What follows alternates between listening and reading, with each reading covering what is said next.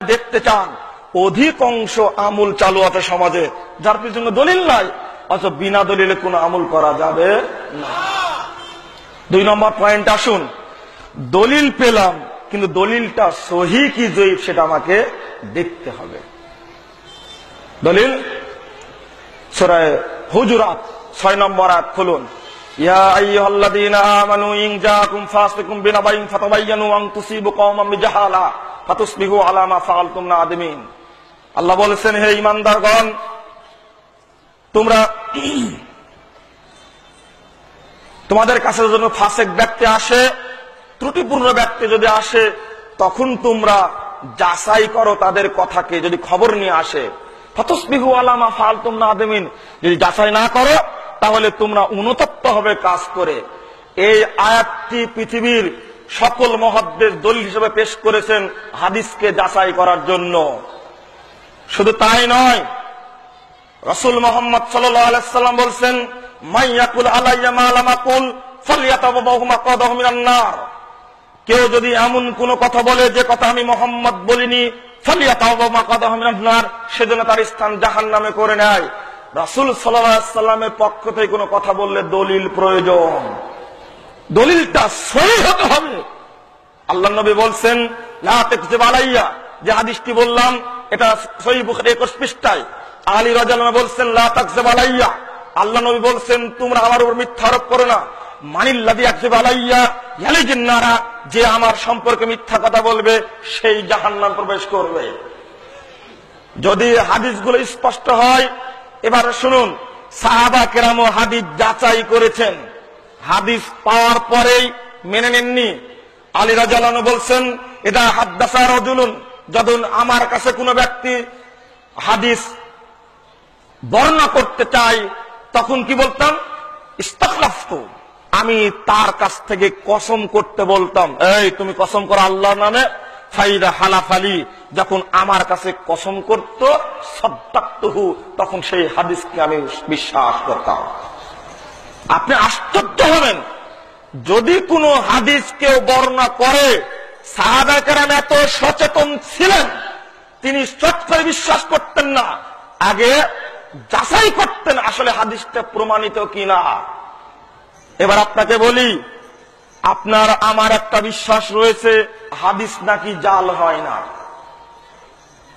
আলহামদুলিল্লাহ, আহলে হাদিস আন্দোলন বাংলাদেশ যদি সমাজের খেদমত না করতে পারে, কিছুই যদি না পারে, তবে দায়িত্বহীন কণ্ঠে কথা বলতে পারি, অন্তত জনগণকে জয়ীফ এবং জাল হাদিস সম্পর্কে সচেতন করতে পেরেছে। এটা আল্লাহ শুকরিয়া, আলহামদুলিল্লাহ। অবশ্যই মানুষ এখন জানে হাদিস জাল হয়, আপনাকে বিশ্বাস করতে হবে হাদিস জাল হয়। কেন? সহিহ বুখারীর 2 খণ্ডের 509 পৃষ্ঠা খুলুন। মুহাম্মদ সাল্লাল্লাহু আলাইহি ওয়াসাল্লাম বলছেন, লা তাকুমুস সাআহ হাত্তা ইউবাসা দাজ্জালুনা কাযাবুনা আকরাবিন সালাসিন কুল্লুহুম ইয়াকুলু আনা রাসূলুল্লাহ। আমার পরে 30 জন ভণ্ড নবীর আবির্ভাব ঘটবে। 30 জন ভণ্ড নবী আসার আগ পর্যন্ত কিয়ামত হবে না। সহিহ বুখারীর হাদিস। ভণ্ড নবী আসবে না? ভণ্ড নবী আসবে বলে গোলাম আহমদ কাদিয়ানীর একটি হাদিস দলিল ছিল। গোলাম আহমদ কাদিয়ানী বলছে যে মুহাম্মদ সাল্লাল্লাহু আলাইহি ওয়াসাল্লাম শেষ নবী নয়। বলুন নাউজুবিল্লাহ। কারণ তার একটা দলিল ছিল জাল হাদিস।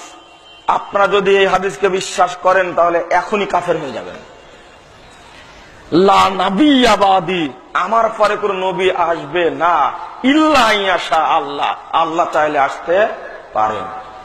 কি আল্লাহ চাইলে আসতে পারেন না? পারেন। দেখেন, আপনারা বলছেন পারে।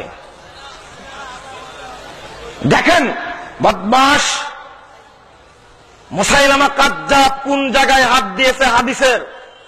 মুমিনদের হৃদয়কে বিগলিত করার জন্য এমন একটা দাবি তুলল, লা নাবিয়্যা বাদি, আমার পরে কোন নবী আসবে না। এইটা হলো সহিহ হাদিস এতটুকু। এরপরে বদমাশটি যোগ করেছে ইল্লা ইয়াশা আল্লাহ, আল্লাহ চাইলে আসতে পারেন। নাউজুবিল্লাহ। এই ছোট্ট একটা বাক্যটা তৈরি করে জাল করার কারণে বিশ্বের বহু মানুষ মনে করে মুহাম্মদ সাল্লাল্লাহু আলাইহি ওয়াসাল্লাম শেষ নবী না, পরে আরো নবী আসবে। বলুন নাউজুবিল্লাহ।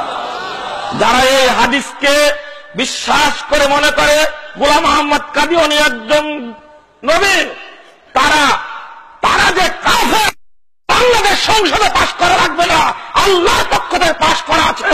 মুহাম্মদের পরে কিয়ামত পর্যন্ত যে নবীগুলো দাবি করবে, নিঃসন্দেহে সে কাফের, নিঃসন্দেহে কাফের, নিঃসন্দেহে কাফের। যারা আজকে গোলাম মোহাম্মদ কাদিয়ানীর চামচা বাংলাদেশে আছে, তাদের উদ্দেশ্যে পরিষ্কার বলতে চাই, তোমরা সংশোধন হও, তোমরা তোমাদের মানুষের চেঞ্জ করো, না হলে তোমরা কাফের, এতে কোনো সন্দেহ আছে? এটা সংসদে পাশ হওয়া লাগবে না, আমরা সংসদে পাশ হওয়ার রক্ষা করি না। আমাদের রাসূলের সংসদ ছিল পৃথিবীর সর্বশ্রেষ্ঠ সংসদ। সুদ হারাম, নতুন করে বাংলাদেশে হারাম ঘোষণা করার প্রয়োজন নেই। অতএব গোলাম আহমদ কাদিয়ানী একজন কাফের ছিল, মিথ্যক ছিল, তার অনুসারীরাও কাফের এবং মিথ্যক, এটা সন্দেহ নেই। আপনি বলছেন হাদিস নাকি জাল হয় না, এটা বললেন কেন? এবার আপনি বলেন এই হাদিসটা কি মিথ্যা না সত্য? এটা মানবেন আপনি?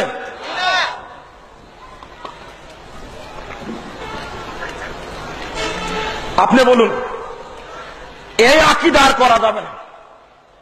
আল্লাহর নবী মুহাম্মদ সাল্লাল্লাহু আলাইহি ওয়াসাল্লাম বলছেন 30 জন ভণ্ড নবী আসবে, 30 জন। সেই ক্ষেত্রে এই ভণ্ড নবীরা যে হাদিস তৈরি করবে, এটা সহি হবে? এটা জাল হবে নিঃসন্দেহে। শয়তানও হাদিস বর্ণনা করে। সহিহ মুসলিম খুলুন 8 পৃষ্ঠায় প্রথম খণ্ডে শয়তান মানুষের সামনে এসে হাদিস বর্ণনা করে, ওই হাদিস সহি হবে?